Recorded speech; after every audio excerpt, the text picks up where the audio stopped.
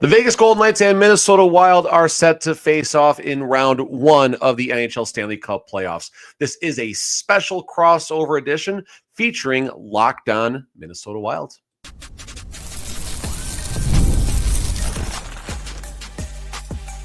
Your Locked On Golden Knights, your daily podcast on the Vegas Golden Knights, part of the Locked On Podcast Network, your team every. And welcome into a special preview edition of Locked On Wild and Locked On Golden Knights as we dive into the round one matchup between the Minnesota Wild and the Vegas Golden Knights. Seth Topal here from Locked On Wild, joined by Chris Golick of Locked On Golden Knights. And Chris, a rematch of a few seasons ago when these two teams matched up in the opening rounds, but very different stories, I think, heading into to this matchup compared to the last time.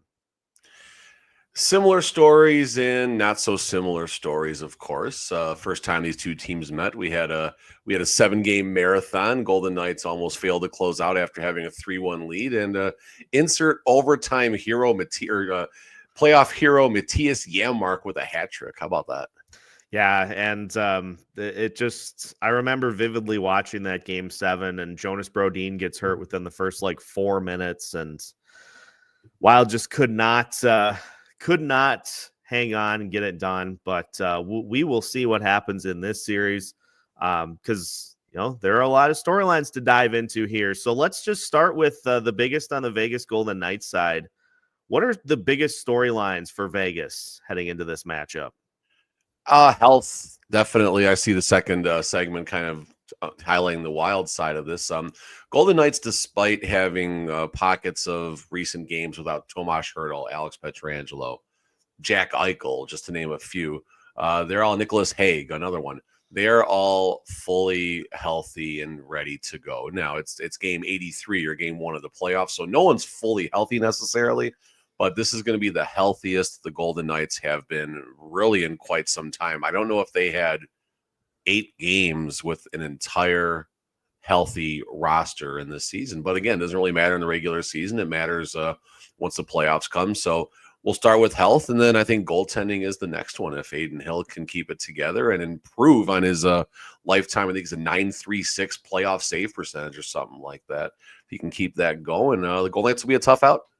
Yeah, it comes down to health for me too. I mean, they threw out a stat in the broadcast in the game against the Anaheim Ducks. It was the first time the Minnesota Wild had their full lineup since November 11th, which is just insane to think about. And the Wild have Kirill Kaprizov missed half the season. Joel Eriksson Ek missed 30 games. You have major players on this roster that missed significant portions of time, and the Wild got off to the great start. They had the most points in the league through December 4th, and after that, it was really just about trying to kind of keep their heads above water. And at points they did.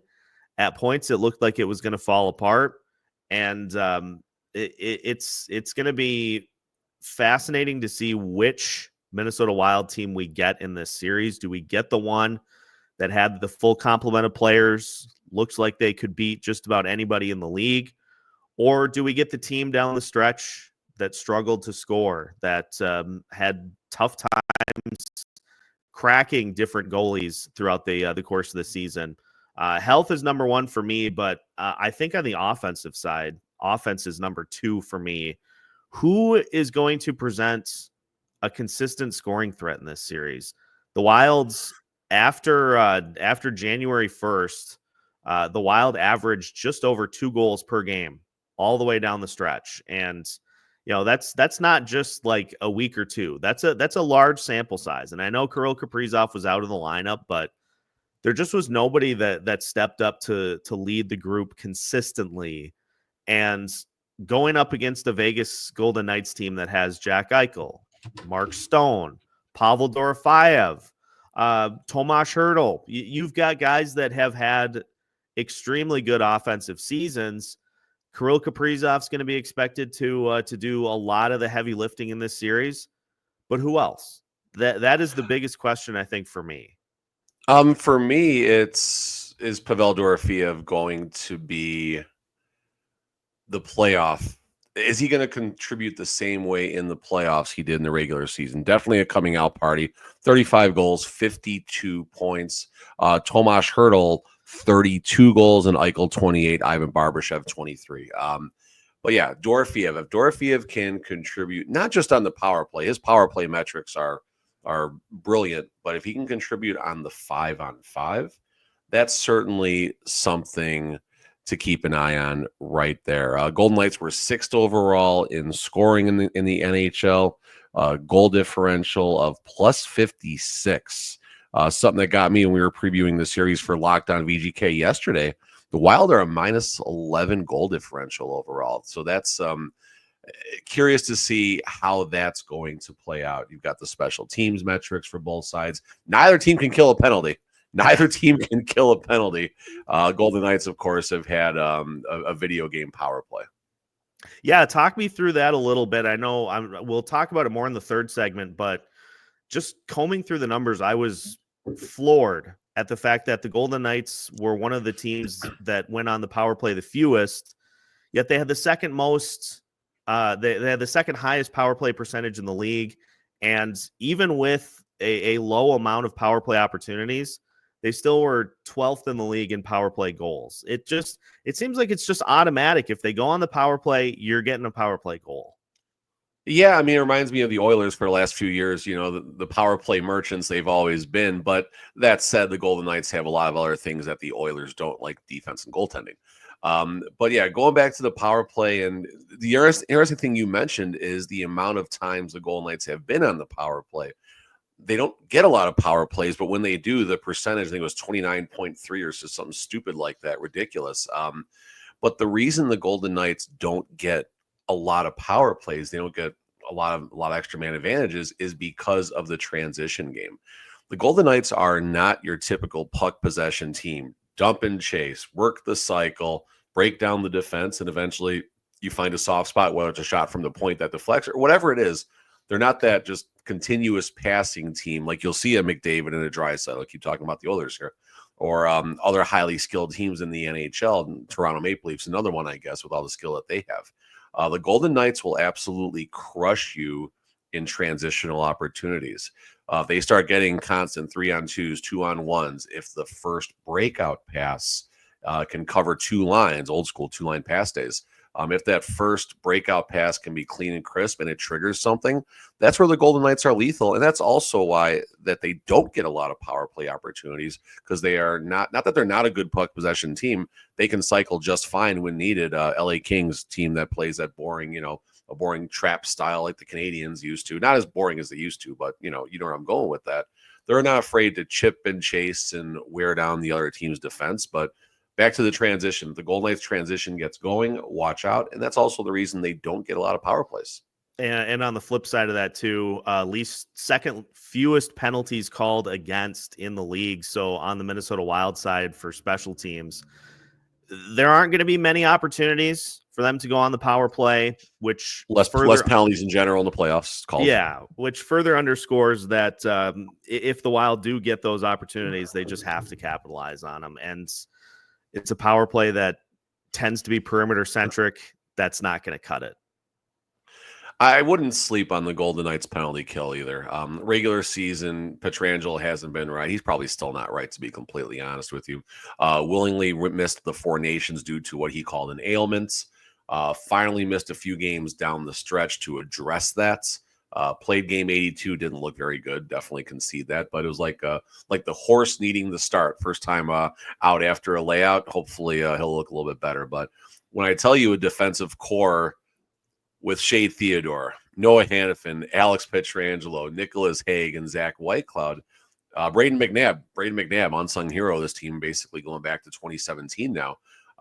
That's a pretty good defensive core. I think they're going to figure it out. And I don't think of the 16 teams that qualified for the Stanley Cup playoffs, I don't think the Golden Knights PK metric is going to be near the bottom like it was in the regular season. At least if the Golden Knights wish to advance beyond Minnesota, that definitely will need to get the defense in order. And I think the defense will be just fine. Well, we will talk more about just how the Minnesota Wild are going to try to crack this defense, what Vegas is going to try to do to the Minnesota Wild's defense in the final segment. I want to get to key players in this series, the X factors, the players that could make or break this series for both teams. We will discuss that as we continue our preview edition of Locked On Wild and Locked On Golden Knights after this. Today's episode is brought to you by Amazon Fire TV. Did you know your Fire TV is also an Xbox? Turn any TV into your gaming and entertainment hub with Fire TV Stick 4K devices, no console required. Just grab your paired controller, subscribe, or sign into Xbox Game Pass Ultimate with EA Play included, and you are ready to play. Dive into hundreds of premium titles from EA Sports, College Football 25, to Call of Duty Black Ops 6, and Avowed. As easily as you stream your favorite shows, it's gaming made simple, and it's all on your Fire TV. With 4K streaming, watch more than 1.5 million movies and TV episodes from your favorite subscribed services like Netflix, Prime Video, Disney Plus, Max, and more. Head to Amazon.com/Fire TV Locked On to get started. Xbox Game Pass Ultimate subscription and compatible controller required. Available on select devices, including Fire TV Stick 4K, 2nd Gen, Fire TV Stick 4K Max, 1st and 2nd Gen, and Fire TV Cube, 3rd Gen. Welcome back to our special preview edition of Locked On Wild and Locked On Golden Knights, diving into the particulars for this round one matchup. And Chris, let's dive into the X Factor players, the players that could make or break this series for both teams. Let's start on the Vegas side. Who are a few players that really could sway this series in the Golden Knights' favor? Start with Brett Howden. Brett Howden has been a Swiss Army knife, kind of took place of what Mike Amadio did before he left this previous offseason to go to the playoff-bound Ottawa Senators. How about that? But Brett Howden, what can we say? 23 goals, which matched his total scoring output for the last 3 seasons. So he scored as many goals this year as his last 3 combined. Kelly McCrimmon, general manager, locked him up on just a sick deal that favors the Golden Knights as well, assuming he continues with this. I mean, Howden wouldn't have signed for, I think, 3 or 3.5 million AAV if he expected to be a 20-goal scorer. So what can you do about that? So we'll start with Brett Howden. Nicholas Waugh, another one. We're talking fourth-line players, as odd as this sounds right now, but both those players will have special teams visibility. I mean, obviously, you can't not talk Eichel and Hurdle and everything, but Dorofeev, we hit him a little bit earlier on. Biggest question is, can Dorofeev do it in the playoffs? He did in the regular season. KHL player, Golden Knights prospect for a few years, had his just coming out party this year. It's been phenomenal. So 3 players definitely to key in: Dorofeev, Howden, Nicholas Waugh. And on the defensive side, I think you really want to see Shea Theodore continue to do what he did. Nearly a point per game player in the regular season. I still bang the drum anytime someone gives me a microphone that he is a dark horse Norris candidate, health pending every season. He can't play more than 50-something games. If you can put together an 80-ish game season and put together 70, 75 points, I'm not saying he's going to be a finalist for the Norris by any means, but certainly someone that's in that conversation. Maybe it gets a couple of votes here and there, and he's in the top 5 or 6. On the Minnesota Wild side, I'm going to go with one that probably doesn't qualify, but based off of his previous postseason numbers, I'm putting him in here. Matt Boldy for my number 1. Love Matt Boldy. A great player. Yeah. And, you know, he had an interesting season because career highs pretty much across the board with the exception of goals. But he is just he has stretches where he kind of runs cold, and with Kirill Kaprizov out of the lineup, didn't really take over like a lot of Wild fans were hoping he would. The Wild are expecting that Kirill Kaprizov's going to do his thing.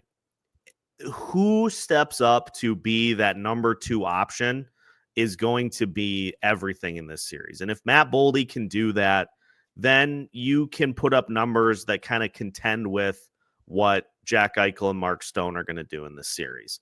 If it's just Kirill by himself, that's going to be a problem. If you can get a couple of other guys to step up and be consistent scoring options, that's going to go a long way for this Minnesota Wild team. So Boldy's number one for me. I'm going to put the 2 trade deadline acquisitions as number 2 as far as X factors go. Gustav Nyquist and Justin. I was just looking at Brazeau. Nyquist. It's funny. I was going to ask you about him.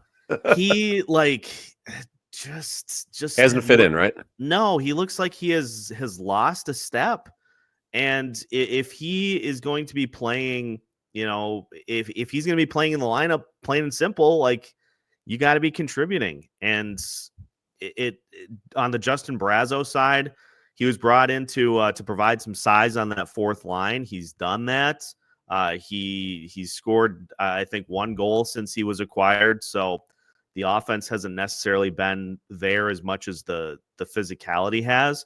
If he can provide both, then you can start to kind of go across the board and say, okay, top line versus top line, we're kind of holding serve. Fourth line versus fourth line, we're kind of holding serve. But there have been too many instances throughout the season where you've got lines that are just out there existing. Like, they're not really throwing anything at, they're not really contributing anything.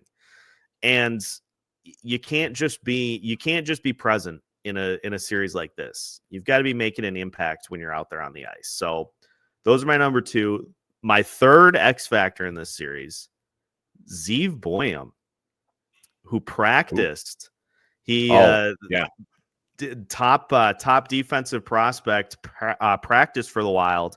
to run the power play, right? Yeah, on the third. Going to run the power play. Let's go, number 1 power play. And Love it. This team, they're going to need it. The Wild are going to need somebody. I love stories like this. I think it's going to be so much fun, honestly. I think it's great. Yeah, it would just be great if he could come in and even get that power play to where it's, again, I talk about consistent threat. It's too perimeter centric a lot of the time for the Minnesota Wild. And if he can push things downhill, that's going to go a long way. It's going to be his first NHL action, so there's a little bit of pressure in there as well. Rookie lap in the playoffs. Let's go. That would be a lot of fun. I'll see you tomorrow. I'll be there. We haven't gotten official word yet, but it's just trending that way. So I would imagine he'll play, and what a story that's going to be. For sure, yeah. I mean, it's the playoffs. That's stories like that is what makes it fun. I mean, of course, I hope the Golden Knights things come up on the Golden Knights side when it's all said and done. But it's playoff hockey; anything can happen, and I don't think the Wild have enough respect as far as the betting side goes. I've seen the series favoring the Vegas Golden Knights anywhere like nationally in about -240 to locally to -300. Those are bet the Wild. I'm not saying the Wild are going to win the series, but if you're going to put any of your money into this, do not bet the Golden Knights side. There's absolutely no value. I know it's a perennial 2 versus 7 seed if we're going to go old school for a second, but that does not matter. We've seen some great stories come out of the Wild cards. Just want to highlight Adin Hill for a second here on the Golden Knights side. Career save percentage in the NHL Stanley Cup playoffs of .932.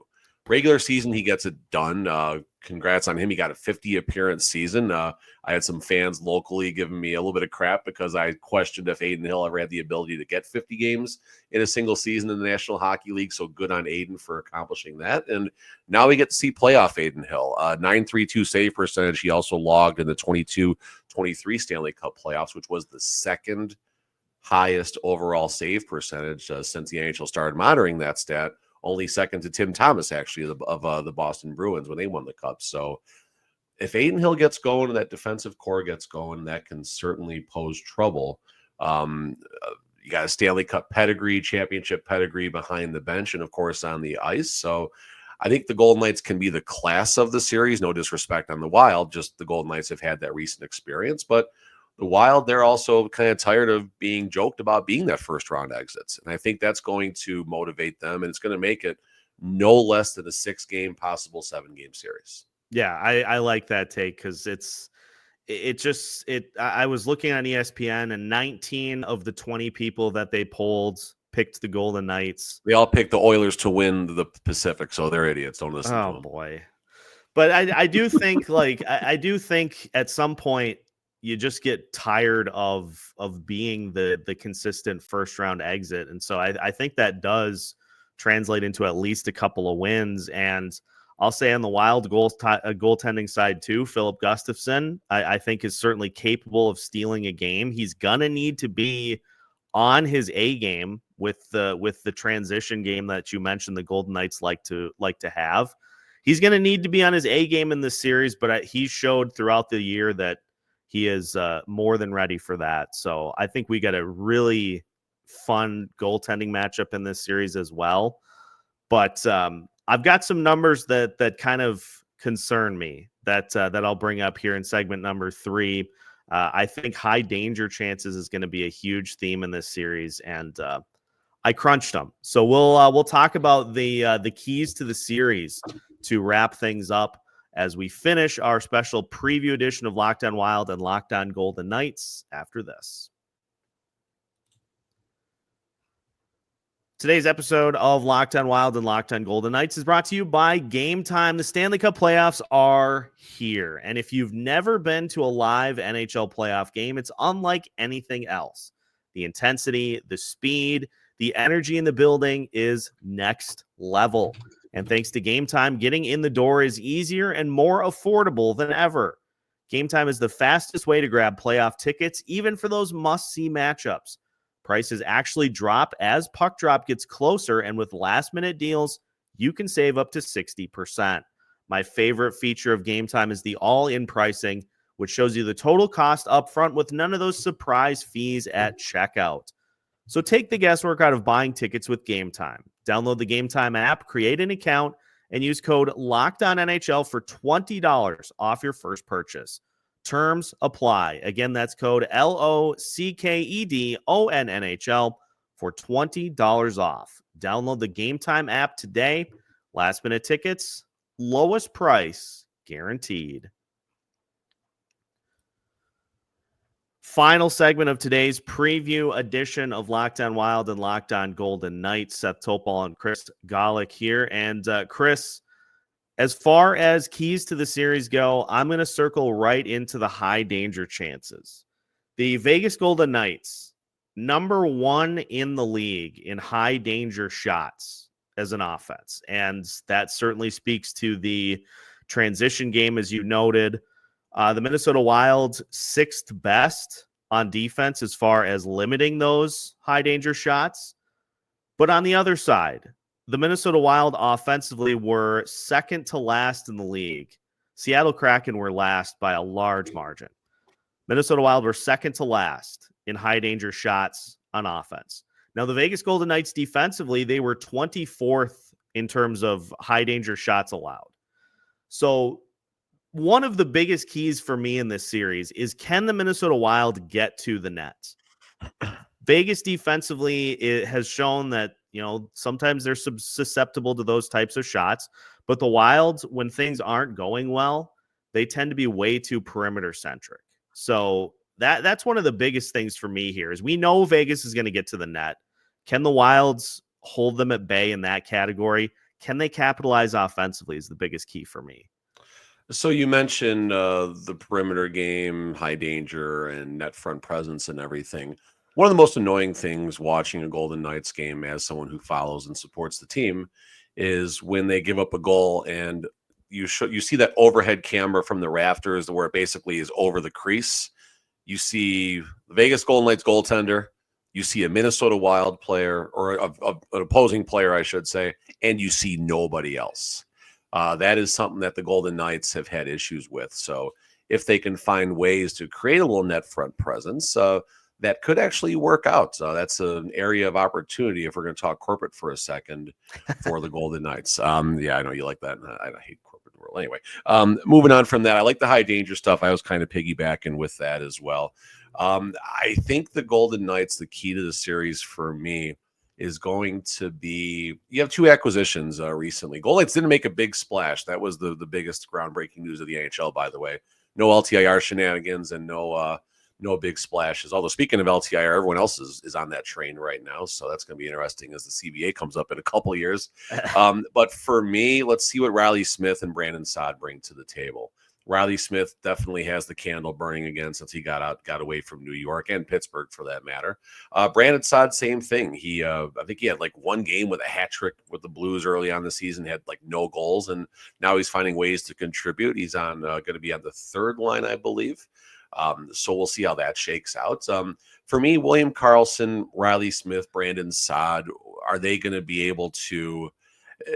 There's never an issue with most teams' first, second, and fourth lines.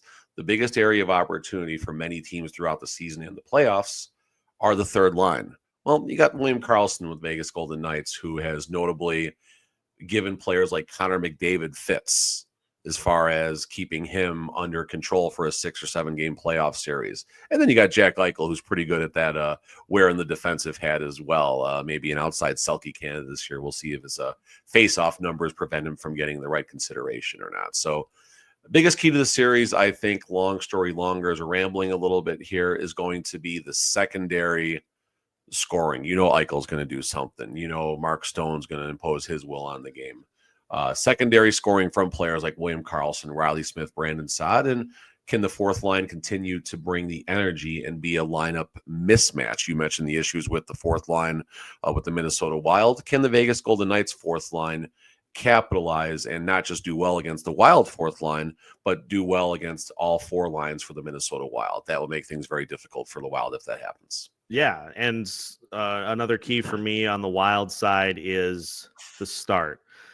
Heard it in game 78 of the season. The Wild players after the game said we just weren't ready. It was against Calgary. Said we just weren't ready to match the intensity that Calgary had. And I'm like, they were desperate too. It's game 78 in this, and I get that they had to have it, but like it's postseason now. Like you don't get second opportunities for this. You don't get to say, well, that was regular season. This is playoffs now. It is the playoffs.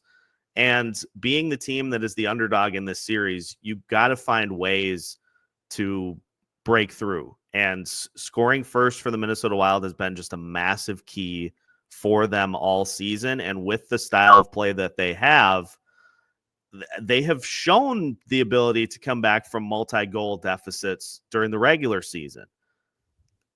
You can't rely on that in the playoffs. No team can. It's just ratcheted up to a completely different degree, and they are going to need to just finally tune some things.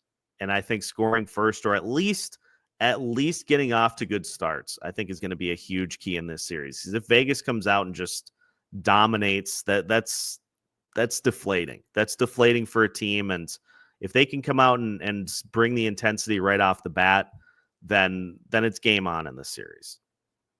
For sure. I mean, both teams need the right start. That goes without say. And you're not in trouble until you lose at home. We can play all those games all we want here, but at the end of the day, both teams do got to take care of business at home, and the Minnesota Wild got to find a way to steal 1 or 2 on the road, as do the Vegas Golden Knights. And a couple players missing from practice yesterday in Vegas, but Coach Cassidy mentioned that there's no issues there. They'll all have a full practice today, Saturday, so not going to be too many issues on the health side. But I like the start. I like the intensity. Is it going to be too much for the Golden Knights, right? There's going to be a better play intro. The crowd's going to be more hyped. Is it better in a spot like this for the Wild to be on the road as the underdog? Because, what do they got to lose? They're the 7th seed, right? They're kind of playing on house money right now, not necessarily trying to take anything away from them, but that could work in their advantage. And what if the Wild could score the first goal in the first 3 minutes of the game and just take the crowd right out of it? There you go. That's an opportunity. Selfishly, I had this image hit my head Thursday or Friday. Wild fans might not like this, but I'm going to put it out there anyway. Let's just assume game 5 or 7, the goal, it's an elimination game favoring the Vegas Golden Knights, and they have like a 4-1, 5-1 lead. There's 2 or 3 minutes left in the game, and out comes Marc-Andre Fleury to take the Nets for his final couple of minutes. Obviously, Marc-Andre Fleury means the world to us in Vegas, same for Pittsburgh. But, so again, I know Wild fans don't want to see it play out like that, but selfishly, if the game does happen like that, I could not imagine the ovation that Vegas would give Marc-Andre Fleury for, 3, 4, 5, however long he's in there for. That would be very, very bittersweet. I know Wild fans don't like that. I'm not trying to dishonor you or anything like that. But that said, I think selfishly as a VGK fan, that would be pretty cool to see. Yeah, and that's that's an interesting angle to this series too. Obviously, with Fleury being in net the He'll be a last time factor at some point, I think. I yeah, think he'll be a factor at some he'll play a points. role for sure. If Philip Gustafson struggles in this series, you're going to need him to come in and kind of stem the tide. So it's going to be, I think, a great battle between these two teams. But I feel like there are 3 or 4 things that the Wild need to have in their favor. Will they get all of them? That's going to be the big question. So as far as predictions go, I'll start with mine just right off of that thought. I'm picking the Golden Knights to win in 6 because, again, I think you need a strong net front presence. You need a consistent second option scoring. You need to be absolutely rock solid on the power play. I think the Wild maybe get 2 out of those 3. But I think in order to beat a team like the Vegas Golden Knights in this series, I think you need all 3. And whatever that third one that they don't get ends up being, we'll see as it plays out during the series. But I'm going Vegas Golden Knights in 6. But with how this Minnesota Wild season has gone, if there is a different result, it would not shock me in the slightest. No, I mean, again, said this probably 4 or 5 times. It's playoffs. Anything can and does happen. And 1 or 2 of these wild card teams every year usually do find a way to advance either in the East or the West. And can the Wild be one, or is it going to be the Blues? Blues over the Jets would be a lot of fun if that happened. And of course, everyone's watching the battle for Ontario with Toronto and Ottawa. And then the other Montreal. I mean, can they dethrone Washington? Had a great season out there in the East. We'll see. I think Golden Knights do win the first 3 of the series. I think the Wild take the next 2, and the Golden Knights win in 6 as well.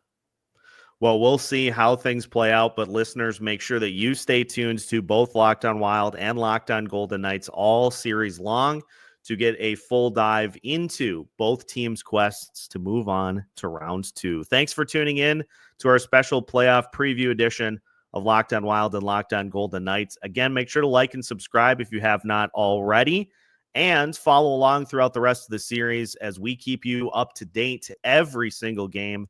We are part of the Locked On Podcast Network.